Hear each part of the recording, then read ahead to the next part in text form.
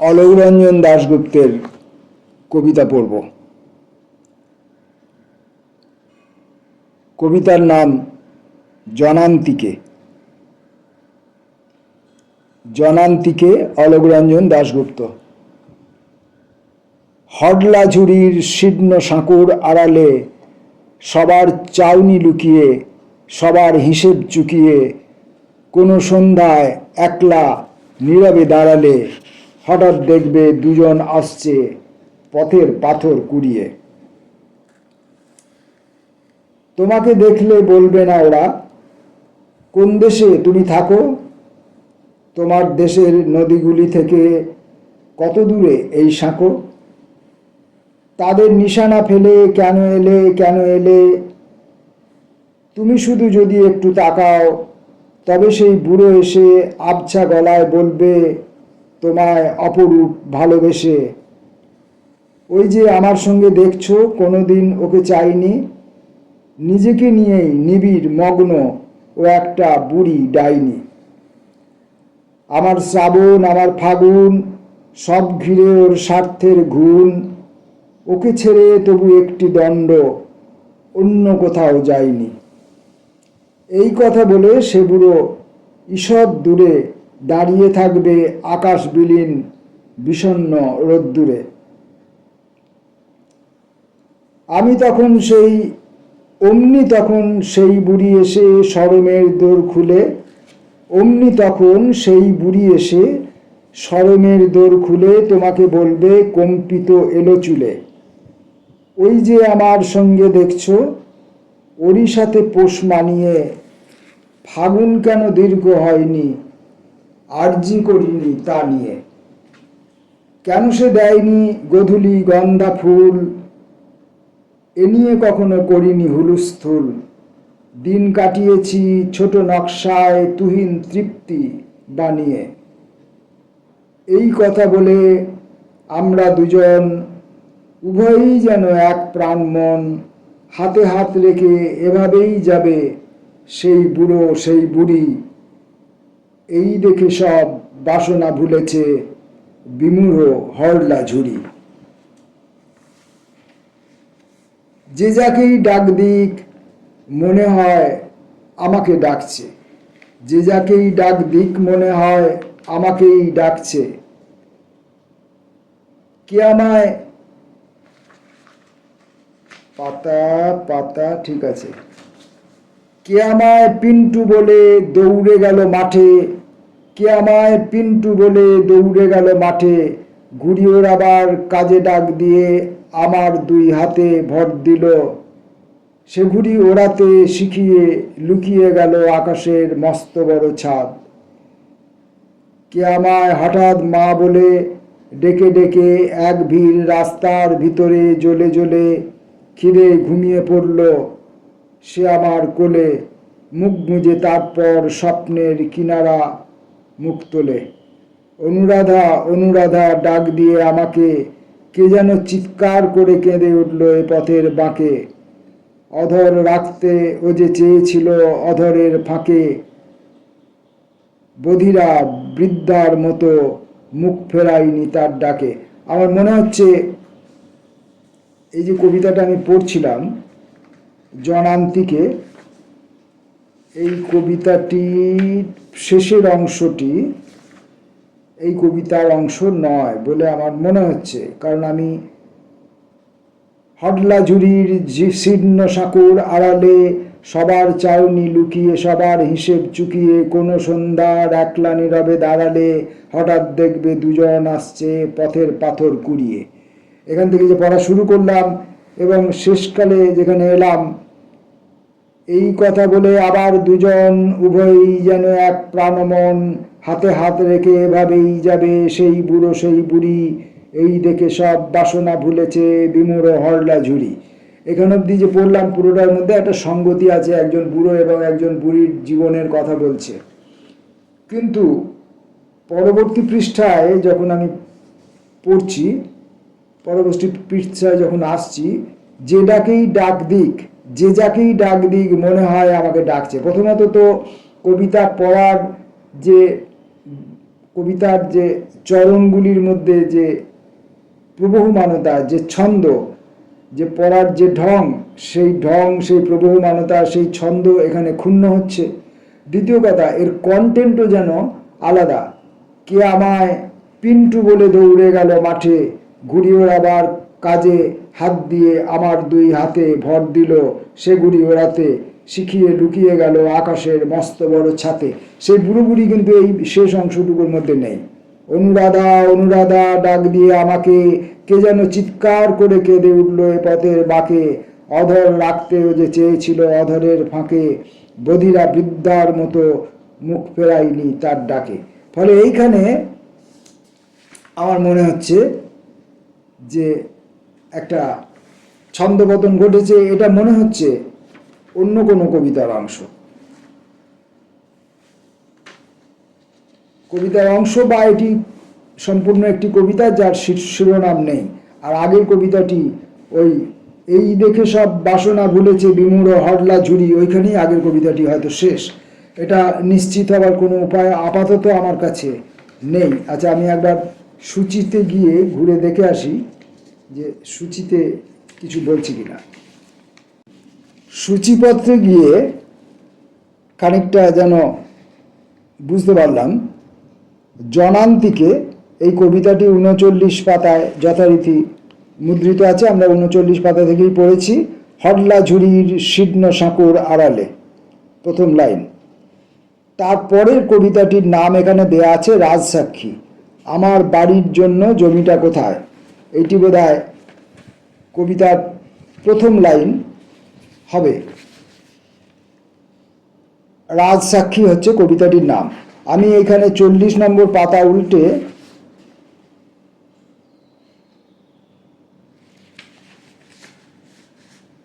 আমার বাড়ির জন্য জমিটা কোথায় রাজসাক্ষী আমি পাচ্ছি, কিন্তু এই যে মধ্যবর্তী অংশটুকু, এই অংশটুকু কিন্তু আমি সূচিপত্রের মধ্যেও পাচ্ছি না।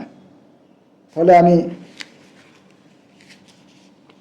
নিঃসন্দিগ্ধ হতে পারলাম না, নিশ্চিত হতে পারলাম না যে কবিতাটি আমার বোধ বুদ্ধিকে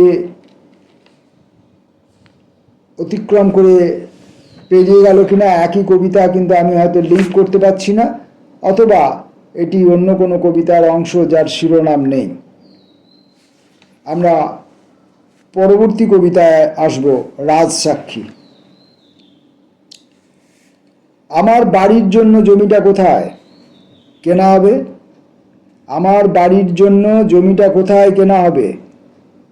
টালিগঞ্জ থেকে দূর দক্ষিণ কলকাতা ঘুরে শেষে বালিগঞ্জ স্টেশনের কাছে 3 কাঠা জমি পাওয়া গেল। মধ্যে একটা গাছ, সেটা স্বভাবত আমার শরিকি, বুঝতে দরকার হয়নি আদালত পর্যন্ত যাবার। বাড়িটা তুলতে গিয়ে আমার সর্বস্ব বিকিয়েছে, সিমেন্টের দাম আজ ভুক্তভোগী মাত্রেই জানেন। গৃহপ্রবেশের দিন মঙ্গল কলসে কল্যাণের সুবিনয়ী উচ্চারণ অর্ধশায়ী আমের পাতায়।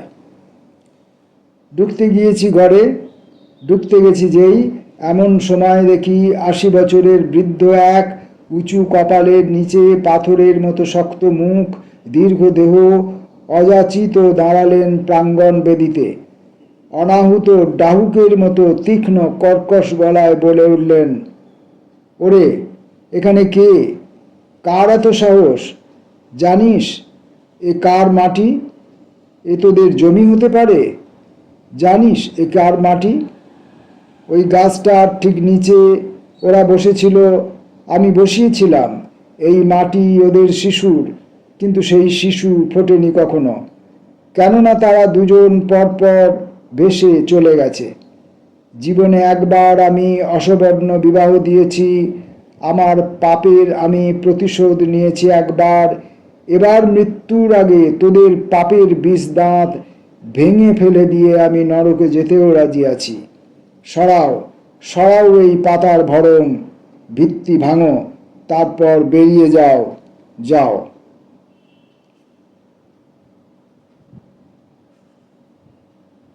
এই ছিল রাজসাক্ষী কবিতাটি। একটা জমি জায়গা কিনে বাড়ি করা এবং সেই জমির একটা অতীত ইতিহাস আছে এবং এই নিয়ে একটা অনভিপ্রেত ঘটনা এবং একটা উপলব্ধি যে কার জায়গা কে দখল করে নিচ্ছে, একটা উপলব্ধি এবং তার সেই মর্মান্তিক ইতিহাসটিকে স্পর্শ করে যাওয়া এবং ইত্যাদি। সূর্যমুখী নারী। সূর্যেরও আর তারুণ্য নেই, কে যেন তার দীপ্তি কেড়ে নিল, রিক্ত করে দিল তাকে। তবু আমার সান্ত্বনা এইখানে, সূর্যকে যে পথ দেখাবে কাল সে আমার স্বপ্নে এসেছিল। এই বলে এক সূর্যমুখী নারী আকাশ থেকে আনলো টেনে আলোর তরবারি।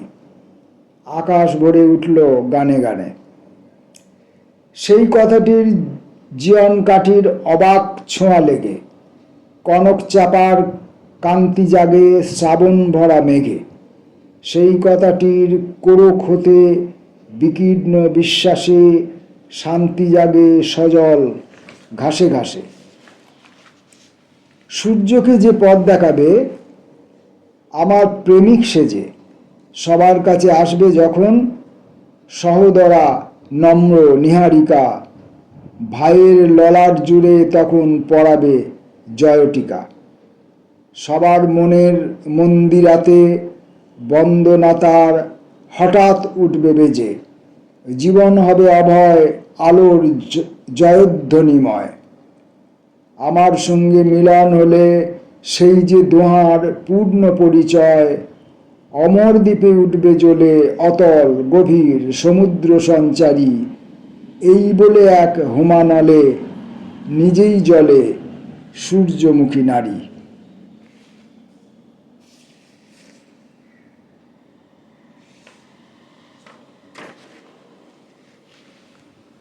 আর একটি মাত্র কবিতা পড়ব। আজকে কবিতা পাঠের মধ্যে অনেক ব্যাঘাত বিঘ্ন ঘটল, মুখ্যত আমারই অশিক্ষার জন্য। তমসো মা। দেখেছি সে এক অন্ধ ধান খেতে সারা রাত্রি ঘুরে, সূর্যকে জাগাবে বলে বিষণ্ণ বাঁশির সুরে সুরে একা একা জ্বলে ওঠে, আবার বিদীর্ণ আলে আলে বিধাতার মতো বুঝি স্বরচিত সে আগুন জ্বালে। তার দিব্য দুই হাতে আমাকে ছুঁয়েছে কাল রাতে, স্পর্শের অনলে কেঁপে পূর্ণ হলো আমার শরীর। অগ্নিদেব শুধালেন, হাত রাখো আমার দুহাতে, মানুষের নামে বলো এই গাঢ় শীত সর্বরীর আড়ালে যে প্রাণ জ্যোতি, তুমি তার বিতন্দ্রিত বিনা তোমার জীবনে নিয়ে এ বিশ্বে বিকীর্ণ হবে কিনা। একসঙ্গে শুধালেন যদিও, কিন্তু একসঙ্গে খানিকটা বিবৃতি এবং অবশেষে প্রশ্ন। হাত রাখো আমার দুহাতে, খানিকটা নির্দেশ বিবৃতি এবং অবশেষে প্রশ্ন। অগ্নিদেব শুধালেন, হাত রাখো আমার দুহাতে, মানুষের নামে বলো এই গাঢ় শীত সর্বরীর আড়ালে যে প্রাণ জ্যোতি, তুমি তার বিতন্দ্রিত বিনা তোমার জীবনে নিয়ে এ বিশ্বে বিকীর্ণ হবে কিনা। শেষকালে এসে প্রশ্ন। রাগিনীর বৃষ্টি হয়ে খরসর জ্যৈষ্ঠের জ্বালায় প্রান্তরে ছড়াবে নাকি প্রাণ ভরা পূবালি দক্ষিণা। একটু ছাপার অস্পষ্টতা আছে, পূবালি দক্ষিণা বলি আমার মনে হচ্ছে। রাগিনীর বৃষ্টি হয়ে খরসর জ্যৈষ্ঠের জ্বালায় প্রান্তরে ছড়াবে নাকি প্রাণ ভরা পূবালি দক্ষিণা। রূপান্তর দেবে তাকে হেমন্তের হিরণ্য থালায়। নিরুত্তর সরে আসি উন্মাদের আলিঙ্গন থেকে, দূরে গিয়ে তাকে ঠিক ধূর্যটির মতো মনে হয়। স্থবির জটার নিচে আলোর গভীর গঙ্গা ঢেকে চলেছে একক মৌন। চারিদিকে তমিশ্র সময় সমুদ্র গর্জনে বয়। সে যদি জিজ্ঞাসা করে আলো, ফেনিল ফনায় মিশে প্রতিধ্বনি আলেয়া শোনালো। আরেক অন্ধকে দেখি চৌরঙ্গীর কুরঙ্গ মায়ায় নিজেকে ভোলে না, একলা প্রার্থনার বৃত্তে টেনে যায় শব্দের অনৈকতানে এসপ্লানেড দেউলিয়া মলিন। সে তবু আত্মস্থ স্তব্ধ গোপন গুঞ্জনে বক্ষলীন, ব্যঞ্জোর আনন্দ বুনে করে যায় পথ প্রদক্ষিণ, সুরের উজ্জ্বল উৎসে জনতাকে নিয়ে যেতে চায়। সে কি জানে ঢের দূরে ভূগোল ভোলানো কোনো গ্রামে আর এক সতীর্থ তার রুগ্ন মাঠে ধারা জলে নামে? না জানুক ক্ষতি নেই, তবু উভয়ের ফল্গু চোখ জ্বলুক ঝলুক, তারই রশ্মিপাতে ভুলোক দুলোক দৃষ্টির প্রদীপে ফের উদ্ভাসিত হোক। দিকে দিকে আমরা জন্মান্ধ চলি ভুলে গিয়ে নিহিত জ্যোতিকে। রাত্রিদিন খুঁজে খুঁজে অমাবস্যা অসির ধারালো, আমারও প্রাঙ্গণ আজ ক্লাউনের প্রেমের মতো কালো। তোমরা দুজন এসো, হে যুগ্ম জ্যোতিষ্ক অতৃতীয়, এসো অবতীর্ণ হও আমাদের বিবর্ণ বিকেলে, এসো অবকীর্ণ হও শ্বেতাভ ঝর্ণার পাখা মেলে, গভীর জলের শিল্পে জড়া হোক শান্তির অমিয়। ধরার কলঙ্ক হোক তোমাদের অলঙ্করণীয়, তারপর ফিরে যেও তৃতীয় নয়ন জেলে জেলে। আমরা আজকে আর এই কবিতা পাঠ এগিয়ে নিয়ে যাব না, তবে আমরা এই যে কাব্যগ্রন্থ থেকে কবিতা পড়ছি,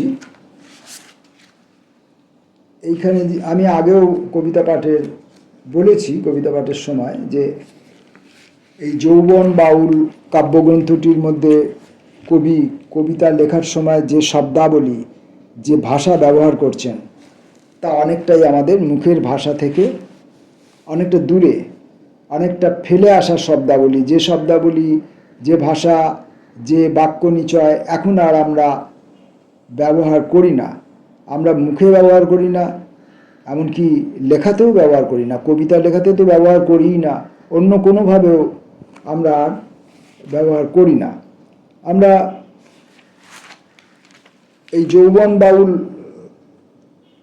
কাব্যগ্রন্থ থেকে সরে গিয়ে আমরা যদি অন্য একটি কাব্যগ্রন্থের মধ্যে ঢুকি, তাহলে কি দেখা যায় একটু দেখে নেওয়া যাক। আমরা এই অলোকরঞ্জন দাশগুপ্তের কবিতা সমগ্রের, যেটি 1988 সালে বেরিয়েছিল, সেই কাব্যসমগ্র, যেটা কাব্যসমগ্রের প্রথম খণ্ড আর কি, সেখান থেকে আমরা নিষিদ্ধ কোজাগরী কাব্যগ্রন্থটি থেকে দু একটি কবিতা যদি পড়ি, তাহলে ভাষার কিছু তফাৎ দেখা যায় কি না সেটা আমরা জেনে বুঝে নেওয়ার চেষ্টা করি। আমরা এখান থেকে দুটো কবিতা পড়ব, ছোট ছোট দুটো কবিতা। একটা ধরুন, প্রথম কবিতাটির নাম চৌকাঠ পেরিয়ে। একবার মাঠে গিয়ে হাঁটু গেড়ে বসে, একবার বারান্দায় যেতে যেতে নিভন্ত সূর্যকে উস্কে দিয়ে চৌকাঠ পেরিয়ে এসে উদ্দোলিত নাটকীয়তার মধ্যে খেলা শেষ করো।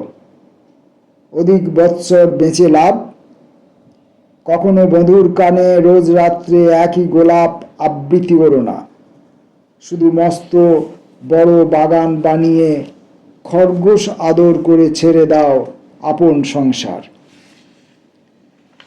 চৌকাঠ পেরিয়ে একটি ছোট্ট কবিতা, এটি পড়লাম। পরে আর একটা ছোট কবিতা পড়ি, দুর্বলতা। রেল লাইনের ওপার থেকে একটি শিশু এসে আমাকে রোজ সঙ্গে করে নিয়ে ক্যাম্পে চলে যায়। প্রথম ছাউনি, পরের ছাউনি, তারই সঙ্গে লাগা আকাশ সর্বস্ব ছাউনিটাতে হিড়হিড় করে সে আমায় আমন্ত্রণ করে। ঢুকে গিয়ে সকল শুভ্র জননীটির কাছে বলে, মাগো দেখো দেখো কাকে আজ এনেছি, আর আমাকে বকতেই পারবে না, আর আমাকে বকতেই পারবে না। এখন এই যে ছোট ছোট দুটো কবিতা বললাম, ছোট ছোট দুটো অভিজ্ঞতা, ছোট ছোট দুটো কবিতা, এইগুলো মোটামুটি অনেকটাই কবি ওই যৌবন বাউল কাব্যগ্রন্থের যে ভাষা, যে শব্দ প্রয়োগ, যে বাক্য নিচয়, তার থেকে অনেকটা তফাৎ। অথচ এই দুটো কাব্যগ্রন্থই কবিতা সমগ্রের প্রথম খণ্ডের মধ্যে অন্তর্ভুক্ত। আমরা যদি কবিতা সমগ্রের পরবর্তী খণ্ডটি সংগ্রহ করতে পারি, বা তার জীবনের শেষের দিকের কাব্যগ্রন্থগুলো যদি আমরা সংগ্রহ করে উঠতে পারি কিছুদিনের মধ্যে, তাহলে আমরা দেখতে পাব যে তার ভাষার আরও পরিবর্তন ঘটে গেছে। তার কবিতার ভাষা হয়তো আরও মুখের ভাষার কাছাকাছি চলে এসেছে। আজকের মতো আমরা এইখানেই পাঠ শেষ করব। এর পরের দিন থেকে আমরা এইটাই করব যে একাধিক কাব্যগ্রন্থ, মানে এই প্রথম খণ্ডের মধ্যেই যেগুলো আছে সেগুলোকে মিশিয়ে পাঠ করব। তাহলে এই যে একই রকমের ভাষা, একই রকমের শব্দ প্রয়োগ, একই রকমের কবিতা লেখার বা বলার যে ভঙ্গিমা, তার থেকে আমরা হয়তো একটু বেরিয়ে আসতে পারবো। নমস্কার।